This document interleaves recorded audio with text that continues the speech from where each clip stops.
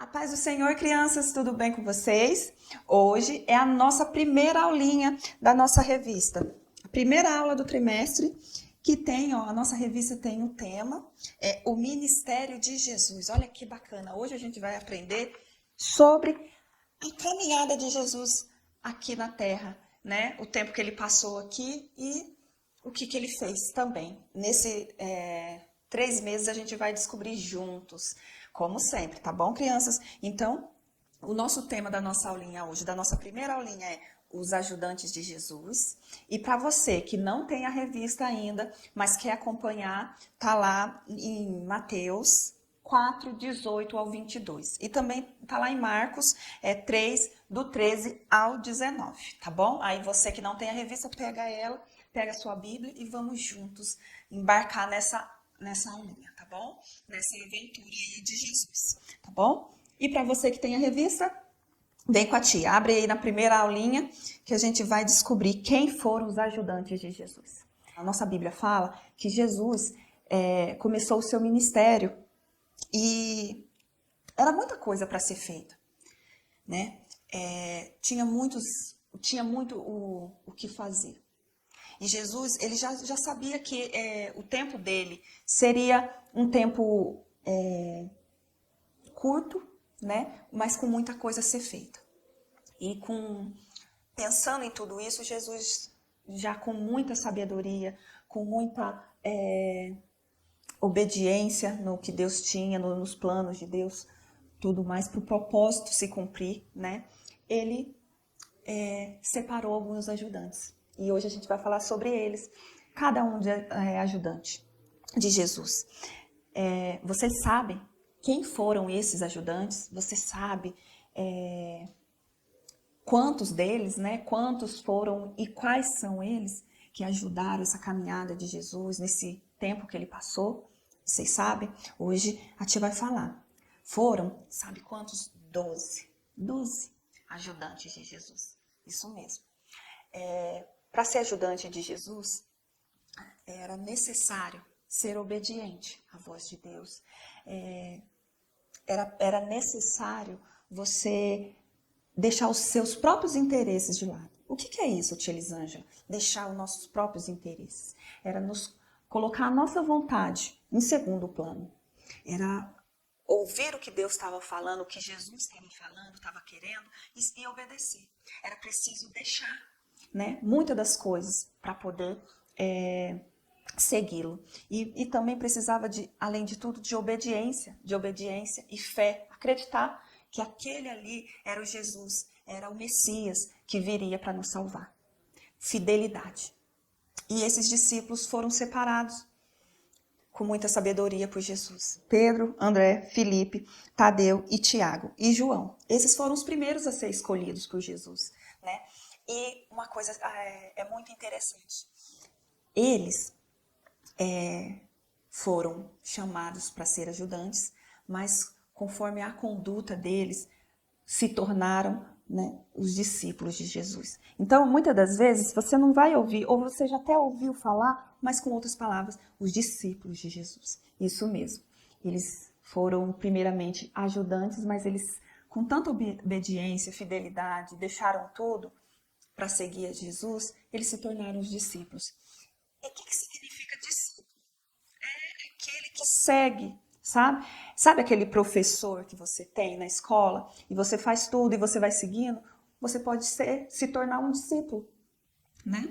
Então, esses discípulos, eles se tornaram mais que amigos, confidentes, obedientes e eles fizeram o que Jesus pediu. O que Jesus pediu? Para mim, para você também, ele pediu.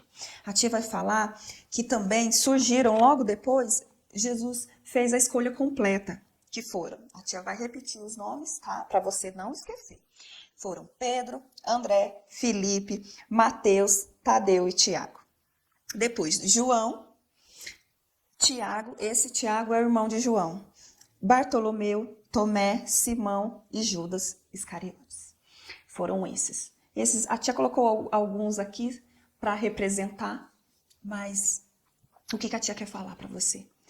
independente da sua idade. Se você é pequeno, você pode se tornar um discípulo de Jesus. Como que você faz isso? Sendo obediente, primeiramente, à voz de Deus. Não tem idade. Deus capacita. Mas, tia, eu sou tão pequenininho, sou tão novinho, não posso fazer muita coisa. Mas na tua pouca força, você vai sendo obediente e Jesus, nosso Deus, vai te abençoando e te ajudando. Se você, mas eu já estou muito de idade, não posso fazer muita coisa. Vai na tua pouca força. Jesus também ajuda. E aí vai te direcionando. E você vai ver que você se tornará um discípulo do Senhor. Amém? Jesus ama a todos. Ele escolheu, não pela idade, não pelo tamanho, não pela sabedoria, pela cor. Ele te escolheu como um discípulo dele. Então, que possamos ser obedientes à voz do Senhor. Lá em João 8:31 diz assim: se vocês continuarem a obedecer meus ensinamentos, serão os meus discípulos. Isso aqui foi Deus falando com a gente, Jesus deixou pra gente.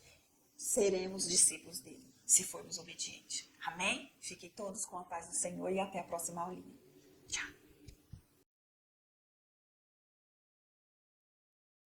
Paz do Senhor, crianças, paz do Senhor, famílias. Estamos aqui mais uma vez, iniciando um novo ano, uma nova revista. Que o Senhor nos dê graça, sabedoria, para que a gente possa aprender um pouco mais nessa nova lição, que é a história de José. E o título da primeira lição, nós vamos aprender um pouquinho antes do nascimento de José. O título é O Casamento de Jacó com Raquel. O nosso texto do dia nós vamos encontrar lá no livro de Gálatas, capítulo 6, versículo 7, que diz assim: o que uma pessoa plantar, é isso mesmo que colherá. E nessa lição nós vamos ver um pouquinho sobre o encontro de Jacó com Raquel.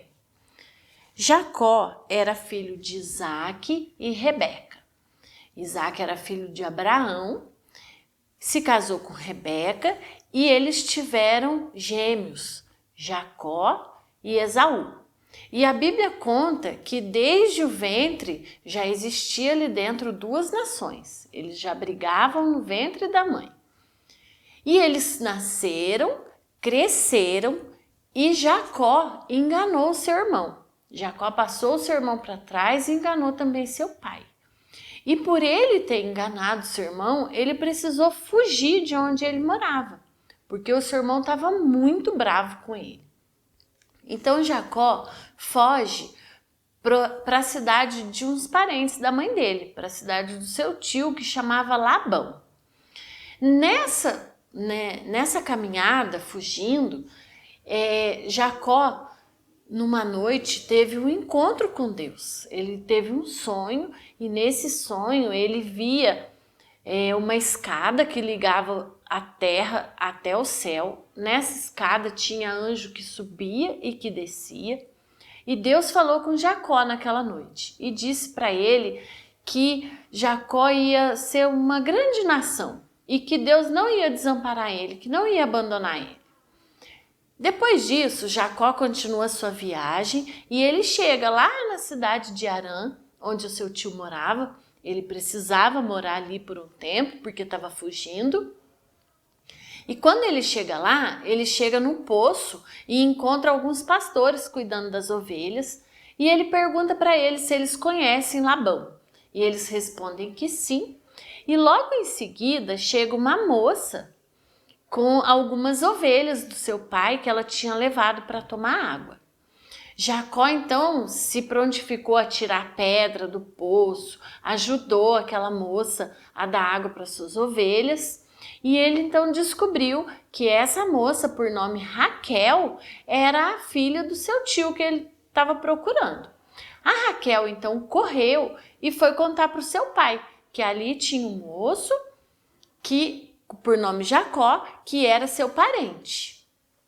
Labão trouxe Jacó para sua casa, cuidou dele e por um mês, mais ou menos, que Jacó estava ali na casa dele, o Labão fez uma proposta para ele, falou: olha, eu vou pagar para você trabalhar para mim, não é certo você ficar aqui trabalhando sem receber, Mas Jacó estava apaixonada por Raquel.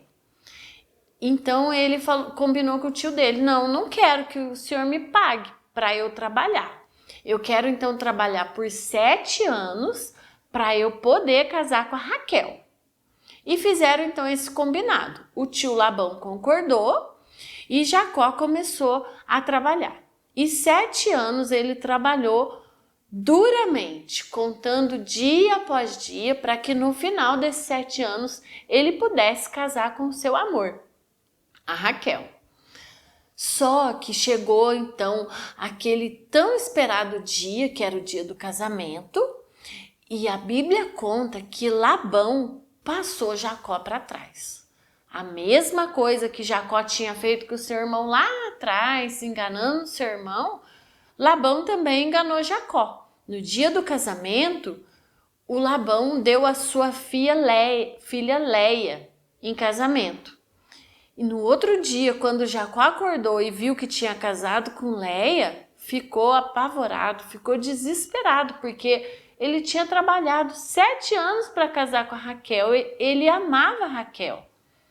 Então ele foi conversar com Labão e o Labão falou para ele: olha, o que eu posso fazer é você trabalhar mais 7 anos para poder casar com a Raquel.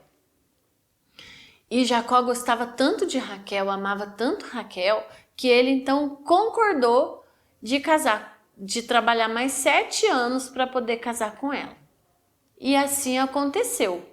Passaram-se mais 7 anos, Jacó trabalhando todos os dias, já casado com Leia.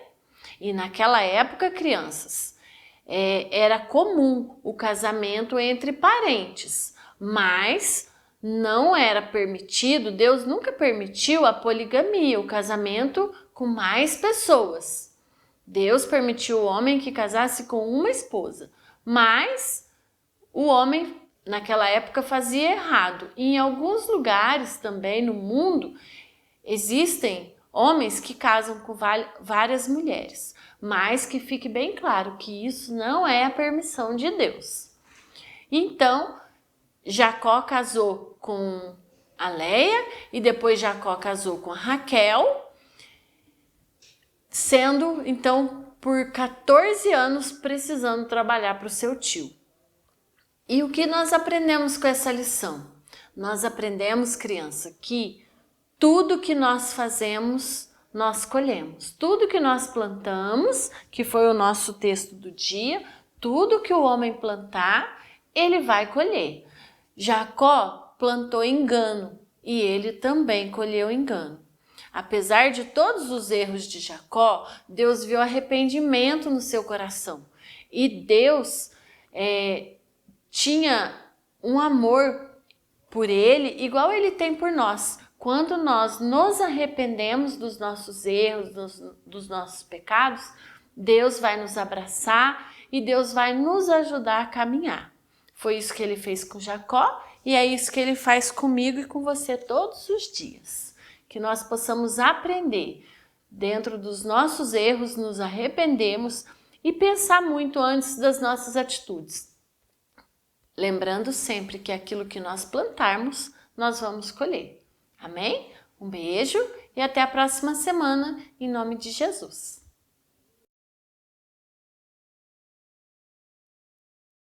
A paz do Senhor, irmãos. A paz do Senhor, irmãs.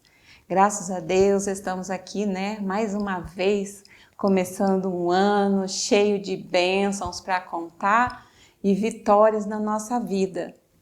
E dentro de tudo isso, nós também estamos começando o ano com uma nova matéria, que nós vamos estudar neste trimestre, falando sobre Ezequiel, o chamado de Ezequiel. É uma lição profunda, muito gostosa de estudar e que a gente tem que estar buscando bastante o pano de fundo dessa lição para a gente estar entendendo. Hoje nós vamos estar falando sobre o chamado do profeta Ezequiel. Vamos conhecer quem é Ezequiel, Uma pessoa que Deus usou muito dentro do cativeiro. Vamos falar sobre a mensagem dele, que foi 4 mensagens que ele trouxe, falando sobre o juízo, sobre o arrependimento, também falando sobre a restauração e a misericórdia e a glória de Deus na vida daquelas pessoas. Dentro dessa lição, nós vamos para o texto áureo que diz assim: E disse-me, filho do homem, põe-te em pé e falarei contigo. Ezequiel 2:1. Aqui nós vemos, o Senhor falando com Ezequiel a posição que Deus queria que ele tomasse. E nessa lição nós vamos estar aprendendo sobre quem era Ezequiel. E isso vem então fazer nos entender esse chamado. Ezequiel, ele era um jovem nobre, ele morava em Jerusalém, ele foi levado também junto com as outras pessoas cativo para a Babilônia. E ele estava ali, junto com aquele povo, mas ele era sacerdote, filho de sacerdote, linhagem sacerdotal. Sacerdote era uma linhagem, profeta outra linhagem. Quem era sacerdote só trabalhava como sacerdote. Quem era profeta trabalhava, atendia como profeta. Mas neste caso, Deus chama um sacerdote para ser profeta. E ele teve um sacerdote profético. E é muito importante a gente entender o quanto Deus queria usar a vida de Ezequiel ali naquele lugar. Porque o povo tinha profanado, o povo tinha prevaricado, o povo tinha pecado contra Deus. Deus tinha enviado o profeta no meio daquele povo antes deles irem para o cativeiro. Eles não obedeceram, eles ficaram com o coração duro, foram levados então para o cativeiro, mas mesmo assim esse povo não estava entendendo nada. Eles se perguntavam por que eles estavam passando por aquilo. O povo estava com a mente cega, não entendia o porquê que eles estavam sofrendo num cativeiro. Então Deus chama Ezequiel, e trabalha com ele os 4 pontos interessantes para que eles pudessem saber. O juízo de Deus, por que estava acontecendo com eles naquele momento? Qual era o motivo? Então Ezequiel começa a mostrar, a desenhar, a escrever para aquele povo o porquê que eles estavam passando naquele momento, naquele sofrimento, naquela angústia, naquele cativeiro. Qual era o motivo? Ezequiel mostrou. Mas não foi só isso, também mostrando que se eles arrependessem, Deus ia fazer algo diferente na vida dele. E se eles arrependessem, eles iam voltar. E se eles arrependessem, a glória de Deus ia manifestar na vida deles, mesmo naquele lugar. Então, o chamado de Ezequiel era necessário naquele momento. E ele estava ali junto com os cativos, porque Deus precisava dele, era necessário que ele estivesse ali. Então, Deus faz uma exigência para Ezequiel no momento do chamado. Primeiro, põe-se de pé. Deus queria falar com ele, mas queria que ele assumisse uma atitude, ficar na posição e deixar Deus então usá-lo. Quando ele se pôs na posição, o Espírito de Deus veio sobre ele e a partir daquele momento ele já começou a ser usado por Deus. Ezequiel conhecia o poder de Deus. Ezequiel conhecia a voz de Deus. Ele não tinha isso por estranho. Ele sabia bem a quem ele estava servindo e por que ele estava naquele momento sendo usado por Deus. Deus faz então esse chamado e fala para ele que ele tinha que se dispor a estar trabalhando. Os profetas, eles tinham um costume de tudo que ia acontecer era figurado, às vezes, na própria vida do profeta. Isaías foi assim, andando descalço, com a calça rasgada. mencionando a situação do povo. Também Jeremias teve momentos que ele também figurava. Temos o Oséias e outros que a gente vê que Deus mostrava através da atitude do profeta o que Deus ia fazer. Mas igual fez com Ezequiel, foi muito forte. Ezequiel tinha muitos momentos ali que ele passava e demonstrava ao povo qual era a situação, mostrando na própria vida dele. E ele precisava ser forte e estar na posição. Isso quer dizer que Deus, ele não esquece de ninguém. Ele usa pessoas para nos dar a vitória. No momento que às vezes estamos no erro, na dificuldade, Deus usa pessoas para nos ajudar. E também pode nos usar para ajudar outra pessoa, porque Deus usa quem Ele quer, como Ele quer e onde Ele quer. Isso é importante a gente colocar em nossa mente e saber. Deus quer nos usar onde Ele quer, como Ele quer e no momento que Ele quiser. Se estivermos na disposição de Deus, Ele vai nos usar. Então é importante a gente saber que o profeta, ele tinha uma vocação de ser sacerdote, mas no momento em que ele passou a ser profeta, ele começou a interceder, mas também a trabalhar, profetizando, trazendo a palavra para aquele povo. Deus quer trazer uma palavra de conforto, uma palavra de correção, uma palavra para cada um de nós. Bastamos estar na posição para que Deus venha nos usar. E nessa lição nós teremos muitos assuntos profundos, o qual nós vamos estar estudando, e na lição nós vamos estar aprofundando muito mais. Tem assuntos aqui muito profundo, muito bom. Que Deus possa estar abençoando cada um de vocês. Frequente a escola dominical e que Deus abençoe a sua vida. Amém?